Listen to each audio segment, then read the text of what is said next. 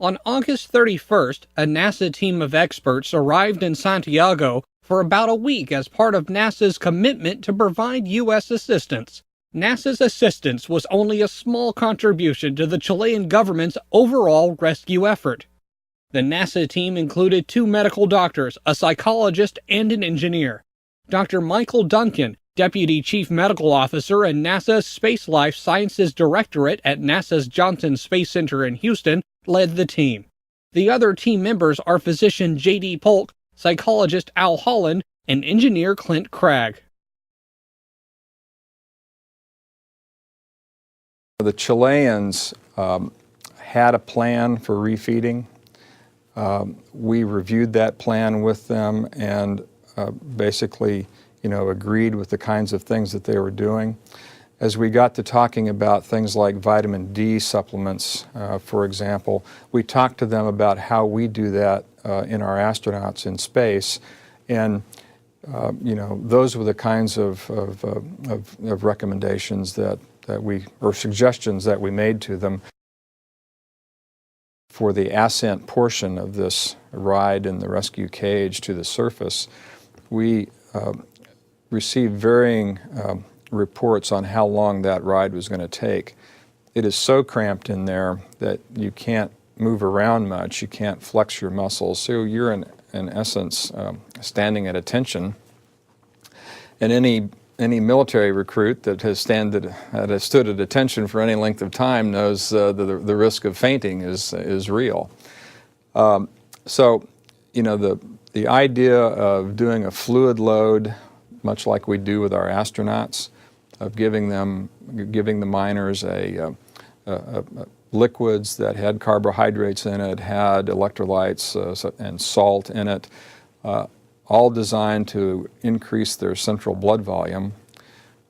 We also suggested things like compression stockings to the lower extremities and lower abdomen, again, to drive the blood centrally, keep the blood pressure up, and prevent the miner from fainting on the way up. As you get past the rescue phase of extracting them directly out of the mine, one of our physicians is a specialist in emergency medical evacuation. And he talked to them a lot about, some things to consider. Having a triage site, which the Chileans had already, planned for. But, talking more about how we would evacuate them from the site and get them to the hospital and kind of, help talk through some plans there. And I think that our Chilean colleagues listened to that and implemented a lot of things that he brought to their attention. The other thing that was very important, from the standpoint of the care of the miners was from the psychological support standpoint. And of course, with our long-duration cruise, we have a team of experts that provide behavioral health and support, not only of the astronaut, but of their families.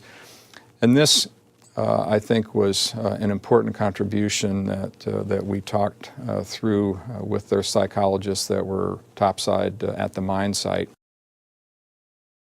In addition, the whole idea of supporting the miner and the family once the rescue is completed, the Chileans were really concentrating on the rescue and hadn't gotten their thinking completely outlined on how they were going to handle the miners once they got them out. And I think we were able to provide some insights, and hopefully there were some things that they drew from that were important and that they've implemented. Such things as the celebrity status of the miner. These guys were not prepared for that, and there's going to be a lot of pressures on them from society, not only locally but in their country and really around the world. NASA's part in this was just one small part in a very overwhelming effort by the Chilean government. It's all about the miners, it's all about the Chileans' response and their spirit and tenacity to go after that. We were just pleased to be a part of it. We had a preconceived notion of what things might apply from spaceflight to the Chilean mine. And what was surprising to us, and probably to our Chilean counterparts, once we got down there and actually understood what it was the miners were going through and looked at the difficulties that the Chilean health authorities and the engineers were going to attempt to tackle, was how many things we could actually translate from spaceflight that were over and above, well over and above what we even anticipated. Whether it was the refeeding plan, whether it was the fluid loading protocol that we used from the shuttle and Soyuz return, down to the requirements for how to write specific requirements for the escape module and what things to use in the escape module and how to guard against certain dangers or hazards in the escape module. So it really ranged from engineering to medical to psychological, even our processes at NASA, how we build leadership structures or how we develop documents to instruct folks how to build certain elements, things that we're used to on a day-to-day basis that we take for granted, were actually translated very well. The urine test strip, which can test for something we call specific gravity, which can tell you how well hydrated you are, ketones, which can tell you whether or not you've got adequate nutrition or in a starvation state, and even check for blood or myoglobin, which is a protein from muscle breakdown that can bombard the kidney. That was very fruitful, if you will, or fruitful advice for the Chileans, because they took that advice, they used that with the miners, and they found out that about 50% of those miners had positive myoglobin for that protein breaking down, which could cause kidney failure if left unattended. Being confined in a high-stress environment in an enclosed space like the mine can cause reactivation of viruses, Epstein-Barr virus, herpes virus. We see that in spaceflight with the reactivation of those viruses. And that can last for months, even after you're on the surface or after the ordeal. We see that months after astronauts return from spaceflight. The same thing will happen with the miners.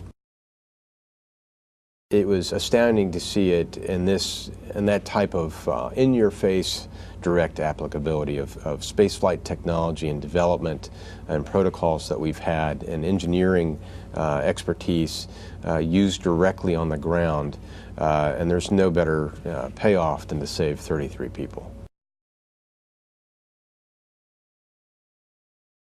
When we arrived down there at the end of August, 1st of September, there was a mindset which was rather short-term. They were a mining community thinking about rescue and all the mine disasters that had occurred in the past.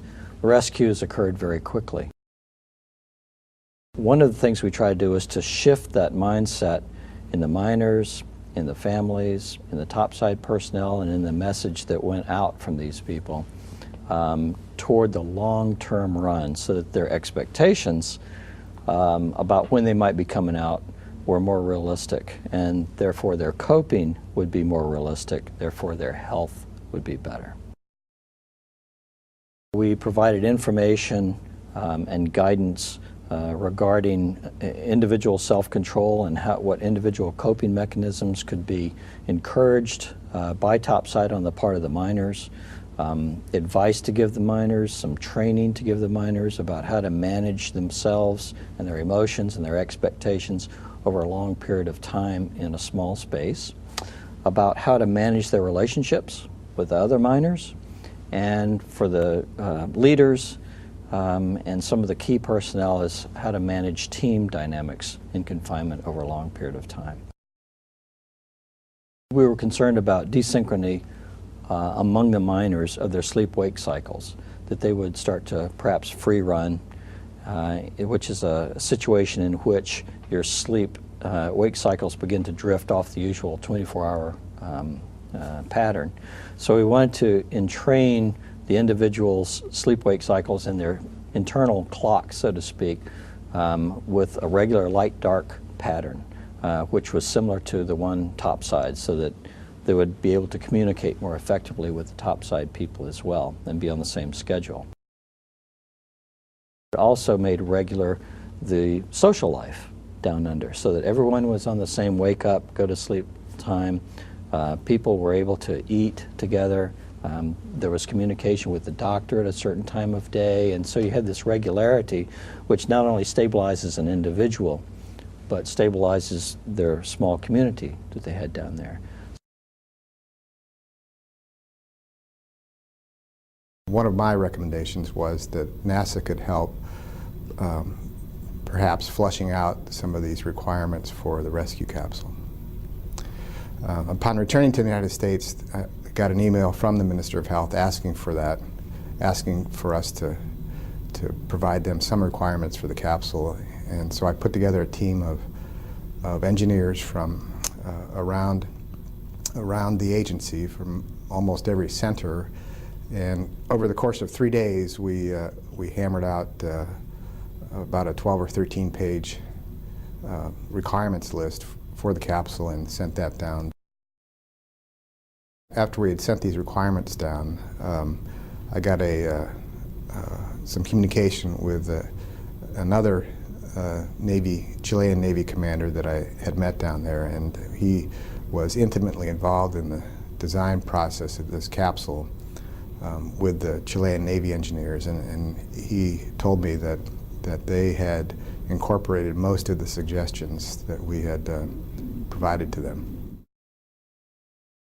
When I saw the first miner being extracted last night, I was both happy and very relieved, and it appears that the final design of the capsule is working just great. So I'm very happy about that.